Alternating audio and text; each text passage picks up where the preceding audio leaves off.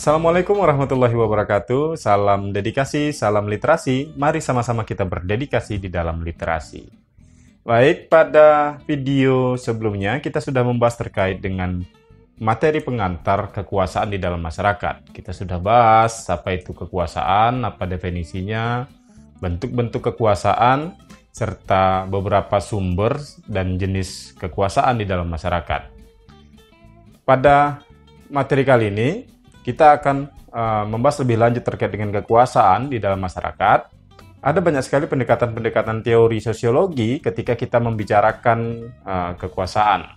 Kali ini kita akan membicarakan kekuasaan dalam perspektif Pierre Bourdieu yang mengulik antara habitus, arena, distinction, dan kapital dalam strategi merebut kekuasaan.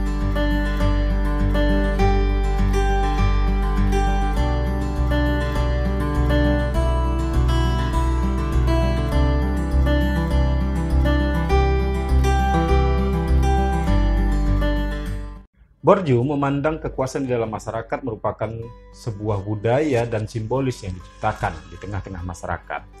Kondisi ini terus-menerus dilegitimasi oleh adanya interaksi yang terjadi antara agen dan struktur di masyarakat.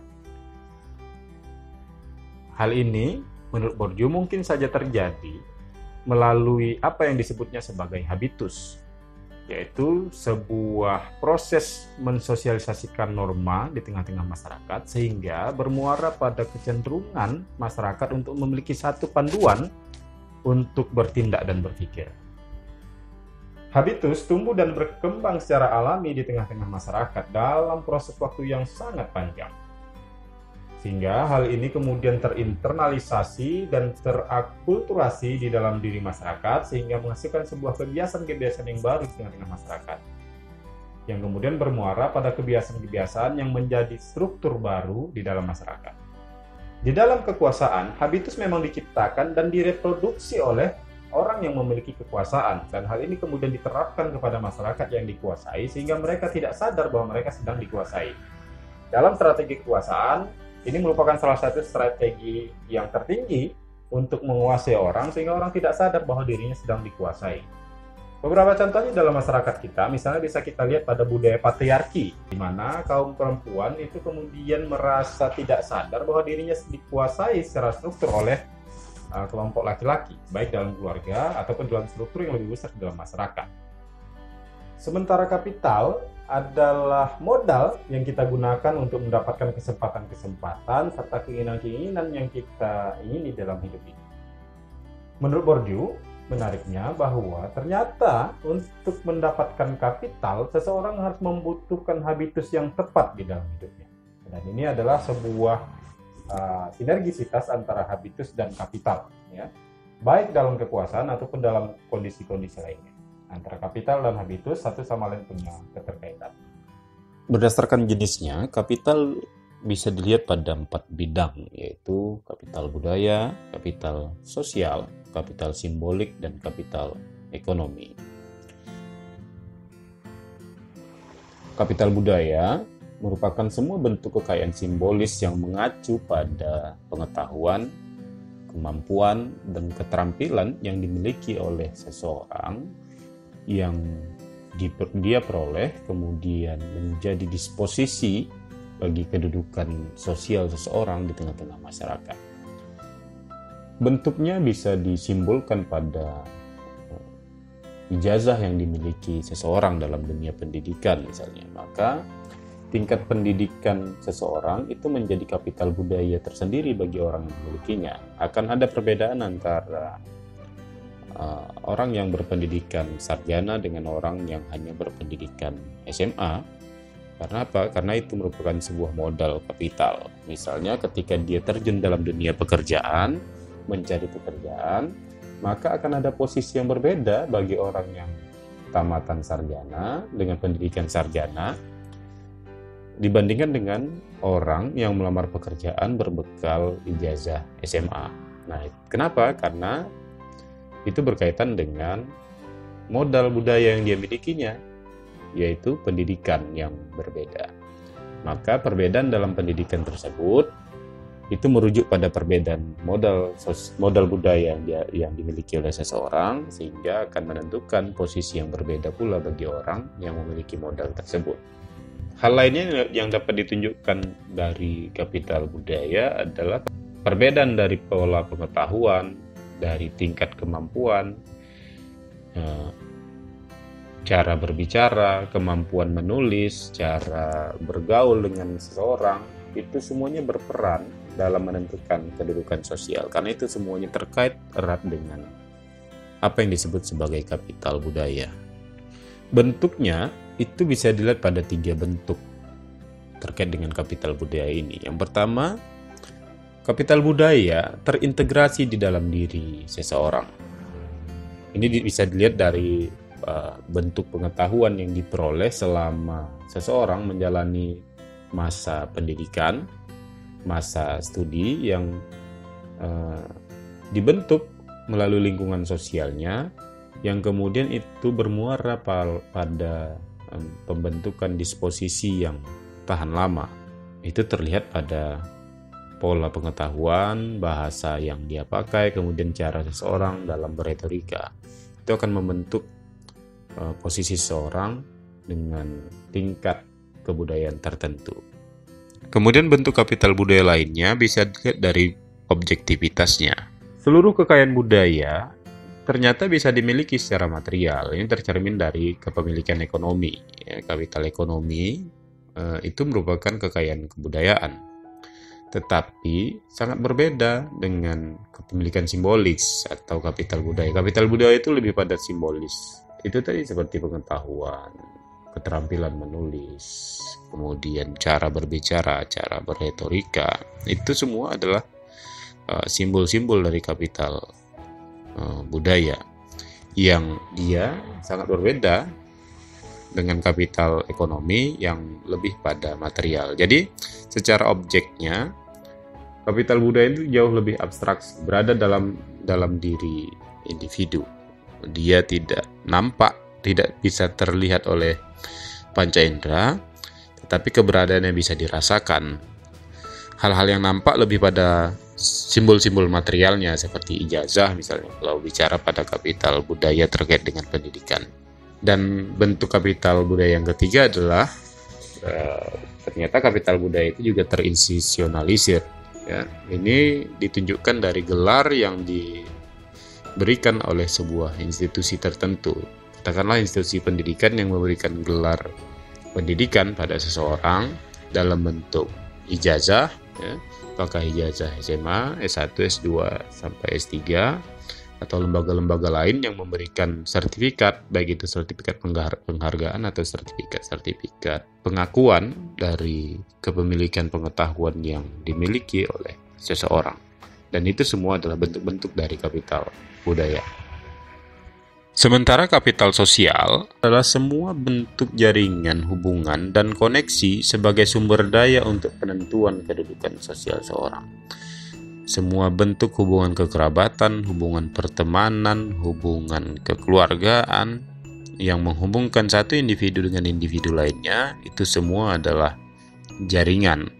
Dan jaringan sosial tersebut merupakan modal sosial yang kemudian menentukan kedudukan sosial seseorang di tengah-tengah masyarakat. Ada orang yang memiliki jaringan sosial kuat, ada orang yang jaringan sosialnya terbatas karena lingkar pertemanannya hanya pada orang-orang tertentu saja. Maka semakin kuat jaringan sosial seseorang, maka akan semakin menentukan posisi kedudukan sosialnya di tengah-tengah masyarakat. Konsepnya ada 3 konseptual di dalam modal sosial ini. Yang pertama adalah jaringan, ya, seperti tadi jaringan persahabatan, jaringan pertemanan, jaringan kekeluargaan. Secara konsepsi bahwa tidak ada manusia yang tidak menjadi bagian dalam jaringan-jaringan sosial. Kenapa? Karena esensinya manusia adalah makhluk sosial yang tidak bisa hidup sendiri. Setunggal-tunggalnya manusia yang hidup di dalam hutan belantara, dia tetap punya jaringan sosial sebenarnya. Ya, kenapa? Karena manusia tidak dilahirkan dari batu, dia dilahirkan dari seorang ibu. Ibu bisa melahirkan karena ada seorang ayah. Misalnya. Ada ikatan kekeluargaan seminimal-minimalnya. Kenapa? Karena tidak ada manusia yang hidup sendiri, tidak ada manusia yang terlepas dari jaringan hubungan sosial. Bahkan sejak dia dilahirkan, manusia sudah terikat dalam ikatan jaringan sosial. Konsep yang kedua adalah norma. Ini berkaitan dengan cara, kebiasaan, tata kelakuan, dan adat istiadat yang dipakai oleh seseorang. Semakin baik dia menjalani kehidupan berdasarkan ikatan norma itu, kemudian akan menentukan kedudukan sosial seseorang di tengah-tengah masyarakat. Konsep yang ketiga adalah kepercayaan. Kepercayaan yang diberikan oleh publik kepada seseorang itu merupakan kapital sosial atau modal sosial yang juga begitu kuat dalam konsepsi kapital sosial. Kepercayaan ini bisa dilihat pada dua bentuk. Yang pertama ada kepercayaan yang sifatnya moralitas, yaitu berkaitan dengan norma, bagaimana seseorang harusnya bersikap, bagaimana seseorang harusnya bertindak, karena akan sangat terikat pada norma-norma sosial yang ada di tengah-tengah masyarakat, yaitu berkaitan dengan cara, kebiasaan, tata kelakuan, dan adat istiadat. Kemudian ada kepercayaan yang sifatnya strategis. Kepercayaan yang bersifat strategis ini kemudian mencerminkan harapan tentang bagaimana orang akan berperilaku. Di tengah-tengah masyarakat itu ada tatanan ideal, ada nilai yang diharapkan oleh masyarakat terhadap seseorang. Idealnya dia harus bagaimana cara bertindak, bertingkah laku, bergaul. Maka seseorang yang bisa mengakomodir harapan-harapan itu akan mendapatkan kepercayaan yang kuat di tengah masyarakat. Dalam kontestasi politik misalnya, masyarakat sebenarnya punya harapan-harapan sosok pemimpin yang diharapkan. Maka para kontestan dalam politik itu akan merebut kepercayaan masyarakat berkaitan dengan kepercayaan strategis ini. Mereka akan mengakomodir harapan-harapan itu dalam bentuk janji-janji kampanyenya misalnya. Walaupun seringkali masyarakat kemudian dikecewakan karena setelah seseorang menduduki posisi kekuasaan tertentu, kemudian dia lupa pada janji-janjinya. Gitu. Tapi itulah bentuk-bentuk kepercayaan. Ada kepercayaan yang moralitas, ya, kemudian ada kepercayaan strategis. Terkait dengan modal sosial ini, ada beberapa formulasi yang bisa dipakai, yang biasanya terjadi dalam membentuk pola ikatan sosial atau pola jaringan sosial.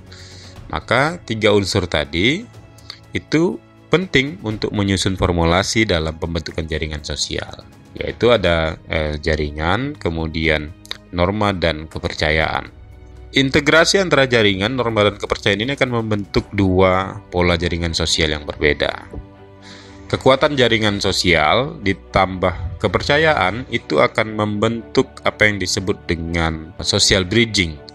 Social bridging merupakan wujud dari sebuah institusi maupun mekanisme yang ada di tengah masyarakat yang berlaku dalam rangka mencapai tujuan bersama. Social bridging ini wujudnya adalah ikatan sosial yang timbul atau yang tumbuh sebagai reaksi atas berbagai macam karakteristik seseorang. Jadi, orang yang mengikat dalam jaringan sosial, dalam konsepsi social bridging ini dilandasi oleh latar belakang karakteristik yang berbeda-beda. Jadi dia lebih pada transkulturalis, perbedaan-perbedaan kultural, perbedaan-perbedaan karakter seseorang di dalam kelompok itu kemudian menyatu karena memiliki kepentingan bersama di dalamnya untuk mencapai tujuan bersama. Namun, kenapa mereka bisa menyatu dengan latar belakang yang begitu berbeda? Karena mereka diikat oleh kepercayaan. Jaringan-jaringan pertemanan, jaringan-jaringan persahabatan di antara mereka itu diikat oleh rasa saling percaya satu sama lain, walaupun mereka memiliki latar belakang karakteristik dan kultural yang berbeda-beda. Nah, itu yang disebut dengan social bridging. Sementara ketika ada norma yang diikat oleh kepercayaan satu sama lain di antara mereka, itu akan membentuk apa yang disebut dengan social bonding.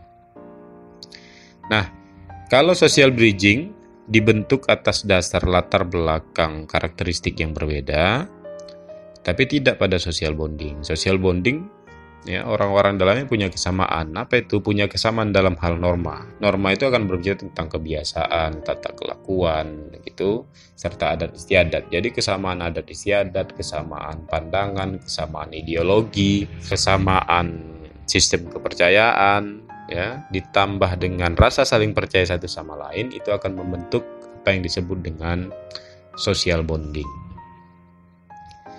Kapital yang ketiga adalah kapital simbolik. Kapital simbolik adalah semua bentuk pengakuan sosial yang dimiliki oleh seseorang, baik pengakuan itu terinstitusional atau tidak.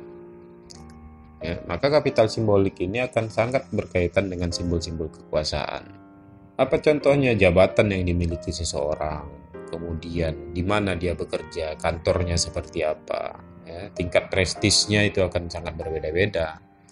Termasuk misalnya gelar pendidikan, gelar jabatan yang dia miliki, gelar kebangsawanan yang dimiliki oleh seseorang, itu juga akan menentukan status sosial seseorang di tengah-tengah masyarakat karena dia punya kapital simbolik yang berbeda.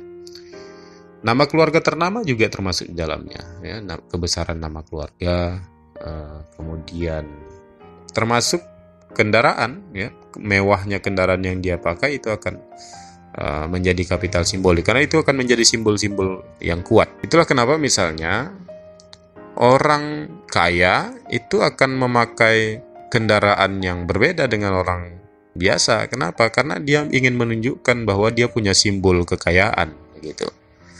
Atau misalnya kehebatan nama keluarga, kebesaran nama keluarga itu juga seringkali dipakai dalam kontestasi politik karena kebesaran nama keluarga itu bisa menjadi sumber kapital tertentu untuk menentukan posisinya di tengah-tengah masyarakat. Dengan begitu dia akan lebih mudah diterima karena orang akan menempatkannya pada posisi tertentu, gitu. Nah, itu termasuk di dalamnya. Kemudian gelar-gelar misalnya, selain gelar pendidikan yang terinstitusional, ada juga gelar-gelar kebudayaan yang itu penting. Kenapa? Karena berkaitan dengan simbol-simbol kekuasaan dan itu akan berimplikasi juga pada kapital sosial seseorang.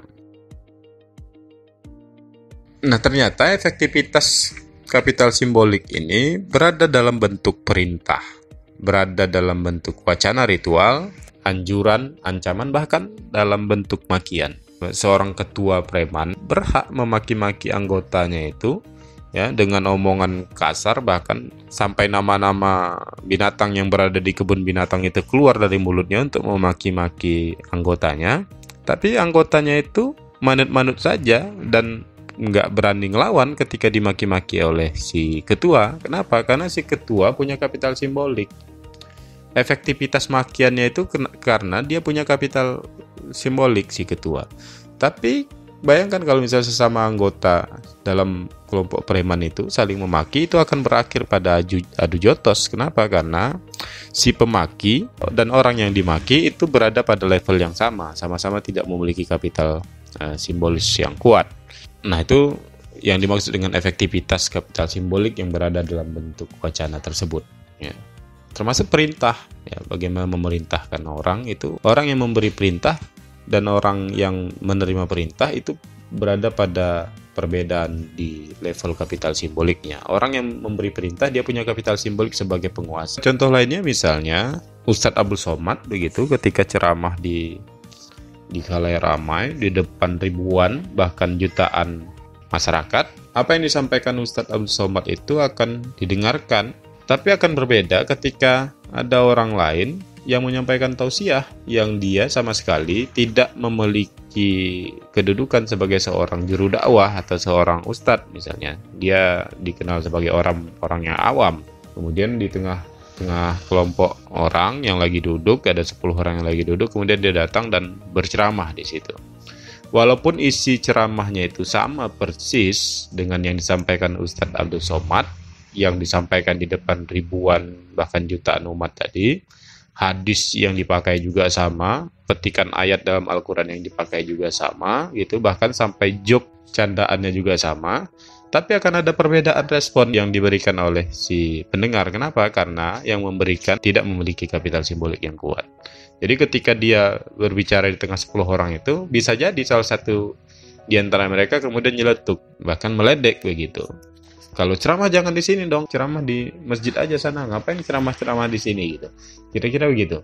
Nah itu kenapa terjadi? Karena dia tidak memiliki kapital simbolik. Dia tidak diakui sebagai seorang juru dakwah, tidak diakui sebagai seorang ustadz gitu.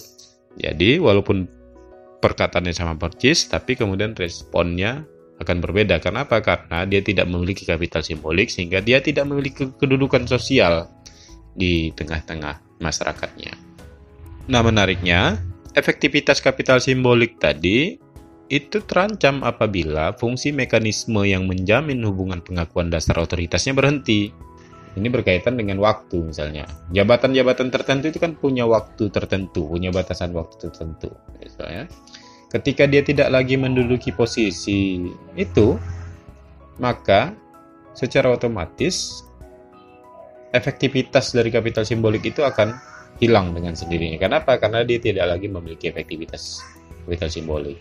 Misalnya ada seorang perwira tinggi di militer, ya, ketika dia menjabat sebagai jenderal di militer itu, maka semua perintahnya itu dipatuhi oleh semua prajurit. Ya. Kenapa? Karena dia punya kapital simbolik sebagai seorang jenderal dan punya kekuasaan militer yang cukup kuat. Tapi ketika dia dipensiunkan atau malah dipecat dari jabatannya, itu serta-merta akan ada banyak sekali prajurit yang kemudian tidak lagi menggubris perintahnya. Kenapa? Karena perintahnya itu tidak lagi memiliki kekuatan kapital simbolik. Jadi tidak lagi efektif bahasa perintahnya karena posisinya sudah tidak lagi memiliki kapital simbolik. Jadi kapital simbolik ini melekat pada posisi tertentu, tidak melekat pada individu. Itu kira-kira. Nah, hal lainnya, kapital simbolik ini selalu dikaitkan dengan simbol-simbol kekuasaan. Dalam militer ada tongkat komando. Di dalam kerajaan misalnya ada mahkota raja, mahkota permaisuri, itu adalah simbol kekuasaan. Ya. Dengan melihat mahkotanya orang tahu posisinya tertentu. Atau misalnya dalam jabatan militer itu kan ada pangkat tuh, ada garis 1, garis 2, ada bintang 1, bintang 2 sampai bintang 7. Ya, dengan melihat simbol-simbol itu orang tahu di mana level kekuasaan seseorang. Nah, itu yang disebut dengan simbol-simbol kekuasaan di dalam kapital simbolik. Nah, melalui simbol-simbol kekuasaan itu tadi akan terwujud dalam bentuk manifestasi publik resmi untuk pendelegasian dan kompetensi tertentu bagi seseorang bahwa dia memiliki otoritas untuk berbicara.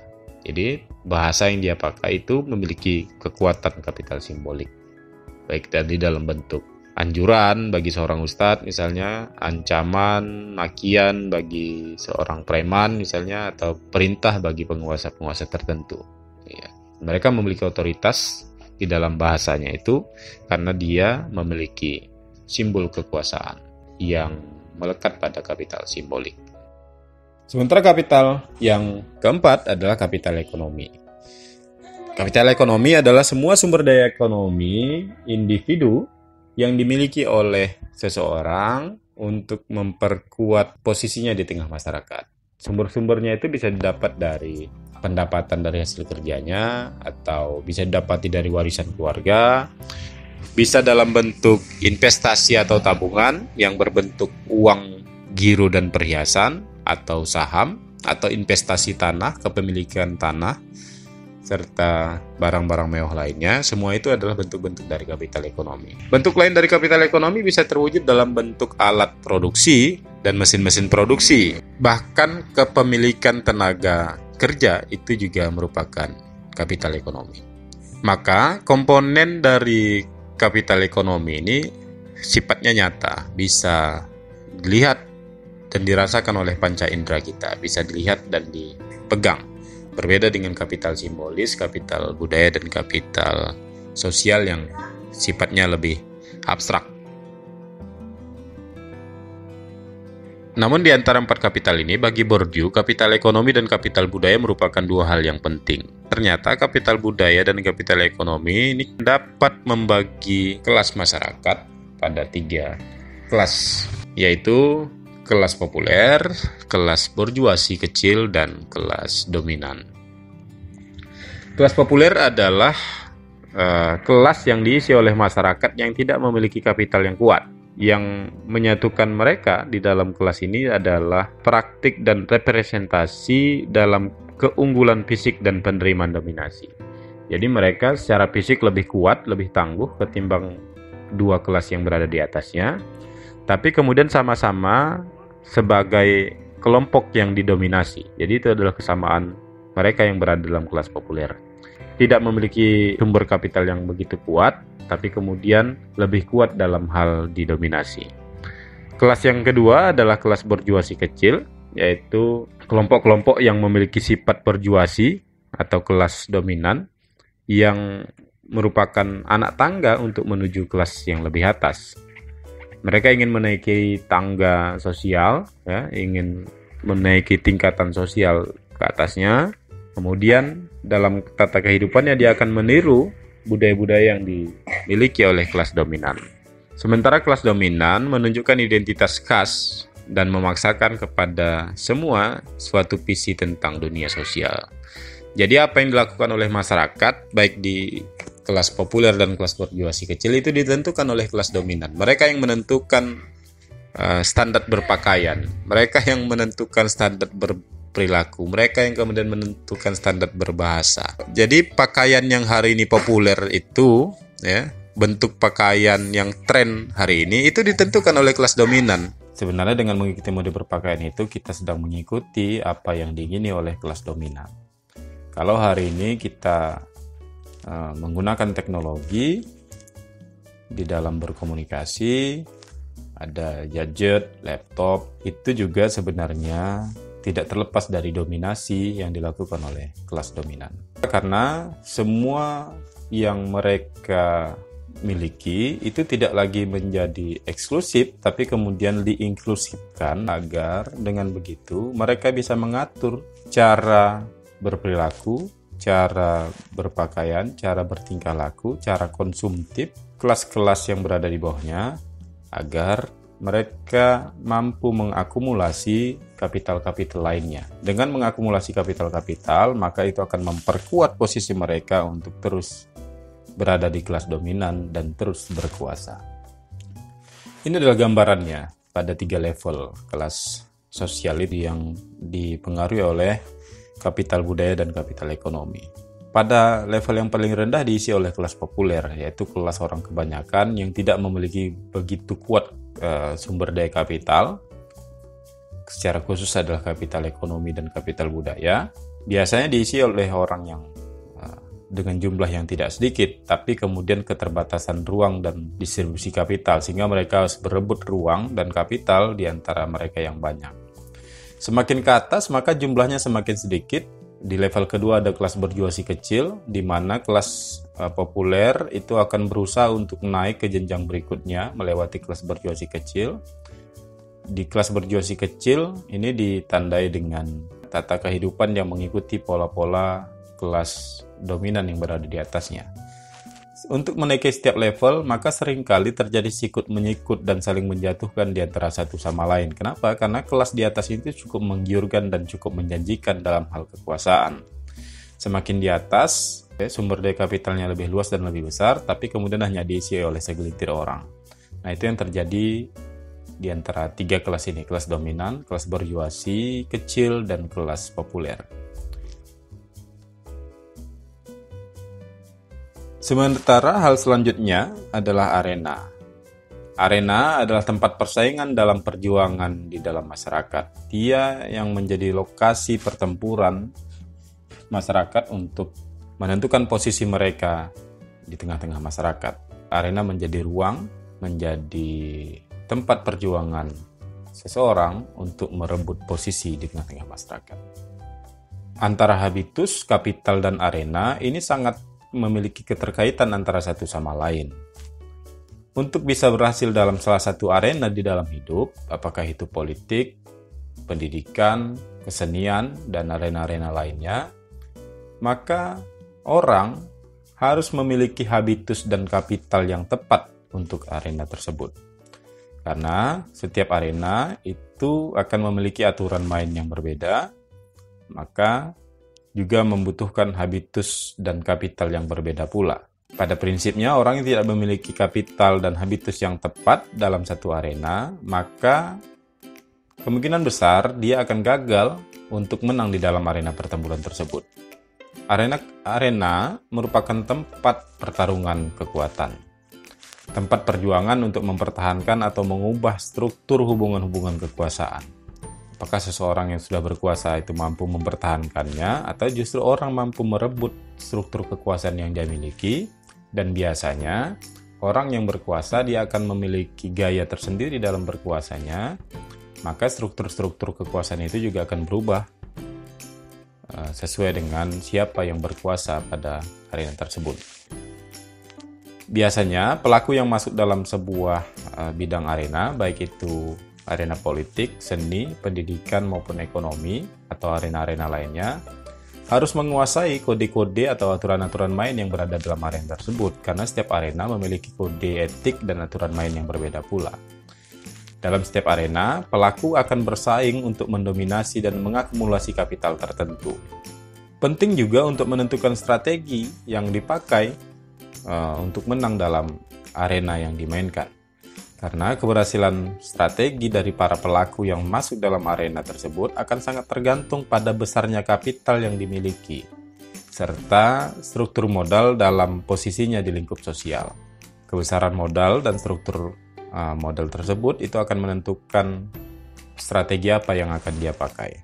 Nilai kapital yang akan dipakai itu akan sangat tergantung pada arena yang dimainkan. Misalnya, katakanlah seseorang yang masuk dalam arena pendidikan. Orang yang masuk dalam arena pendidikan harus memiliki kapital dan habitus yang tepat. Habitus yang tepat dalam arena pendidikan adalah kegigihan dalam belajar, rajin membaca buku. Kapitalnya adalah kapital sosial yang kuat, kemudian kapital ekonomi juga sangat berperan untuk itu. Apakah kapital simbolis sangat berpengaruh? Saya kira walaupun ada berpengaruh, tapi itu hanya pada case-case tertentu. Privilege hanya terjadi pada kasus-kasus tertentu dalam dunia pendidikan, tapi secara umum kapital simbolik itu tidak begitu berpengaruh besar dalam dunia pendidikan.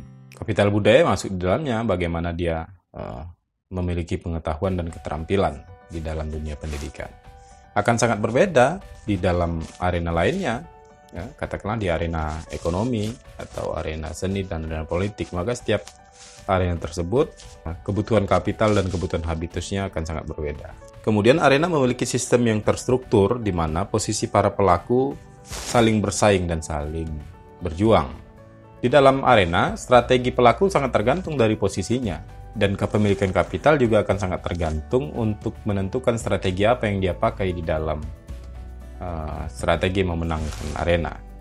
Katakanlah orang yang punya kekuatan kuat di dalam kapital ekonomi, dalam arena politik, dia akan melakukan money politik, membeli jaringan, dan lain sebagainya.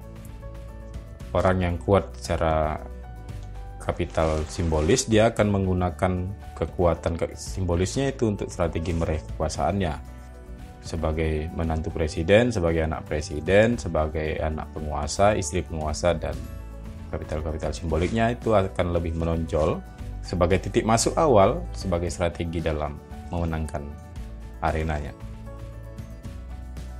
Selanjutnya adalah distinction. Jadi setelah ada habitus, ada kapital, arena, dan distinction di dalam strategi kekuasaan. Distinction biasa dilakukan ketika orang sudah memiliki kekuasaan. Ini adalah bentuk tindakan untuk membedakan dirinya dengan orang lain yang dia kuasai, dengan orang yang didominasi. Ini dilakukan untuk menunjukkan kelasnya di dalam masyarakat. Biasanya distinction ini dilakukan oleh mereka yang berada dalam kelas ekonomi menengah ke atas atau mereka yang sudah memiliki kekuasaan, untuk menunjukkan status yang khas dibanding dengan kelas ekonomi yang lebih rendah atau kelas-kelas yang didominasi. Cara berpakaian, cara berbicara, cara bergaul, makanan yang mereka konsumsi, kendaraan yang mereka pakai, rumah yang mereka tempati, aksesoris yang mereka pakai, cara berjalan, cara duduk, menentukan di mana lokasi duduknya, menentukan di mana mereka nongkrong, itu adalah pola-pola distinction untuk menunjukkan bahwa mereka berbeda dengan kelas populer. Nah, untuk mengakumulasi kapital-kapital tersebut, ya, kelas dominan akan membedakan dirinya melalui 3 struktur konsumsi. 3 struktur konsumsi itu adalah makanan, budaya, dan penampilan. Jadi, mereka yang menentukan makanan apa yang layak, kebudayaan apa yang ideal, dan penampilan apa yang harusnya dipakai. Upaya membedakan diri ini merupakan bagian dari strategi kekuasaan. Ya, tujuannya adalah untuk mempertahankan kekuasaan atau mengakumulasi kapital. Dengan demikian, ternyata selera itu tidak netral. Ya, kalau selama ini kita anggap bahwa selera adalah keinginan kita sendiri, tapi ternyata apa yang kita konsumsi, keinginan kita untuk mengkonsumsi sesuatu itu justru sangat dipengaruhi oleh dominasi kelas dominan. Apa misalnya? Jajanan-jajanan yang hari ini marak di pinggir jalan itu dipopulerkan oleh mereka yang berasal dari kelas dominan, sehingga diterima dengan baik oleh mereka yang berada di kelas populer. Termasuk standarisasi kebudayaan, katakanlah dalam hal pendidikan. Kelas dominanlah yang menentukan pendidikan mana yang baik dan tidak baik, perilaku mana yang baik dan tidak baik, cara berjalan yang bagus dan tidak bagus, cara berpakaian yang bagus dan tidak bagus, gitu. Dengan begitu, kebutuhan itu sebenarnya dapat diciptakan tergantung dari keinginan mereka yang berada di kelas dominan. Itulah kenapa misalnya ada pola-pola endorse. Kenapa dilakukan pola-pola endorse? Siapa yang di-endorse? Ya, orang yang menerima endorse itu adalah orang yang berada di kelas dominan. Dia bisa mendominasi, bisa mempengaruhi orang lain. Walaupun di belakang ada kelas yang lebih dominan dibanding orang yang di-endorse tersebut.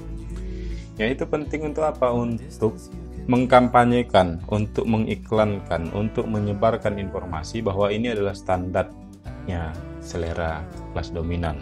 Ya, ini adalah standar seleranya kelas sultan, sehingga 2 kelas yang berada di bawahnya itu akan mengikuti dan akan menerima dengan baik. Dengan begitu, semakin banyak orang yang menerima selera-selera yang dipakai oleh kelas dominan itu, justru akan semakin memperkuat posisi mereka yang berada di kelas dominan. Demikian pembahasan materi kita terkait dengan habitus, kapital, arena, dan distinction dalam strategi kekuasaan yang dikemukakan oleh Pierre Bourdieu. Semoga materi ini bermanfaat dan menambah wawasan kita terkait dengan kekuasaan di dalam masyarakat. Tetaplah menjadi pribadi-pribadi yang luar biasa. Saya Ferry, billahi taufiq wal hidayah. Assalamualaikum warahmatullahi wabarakatuh.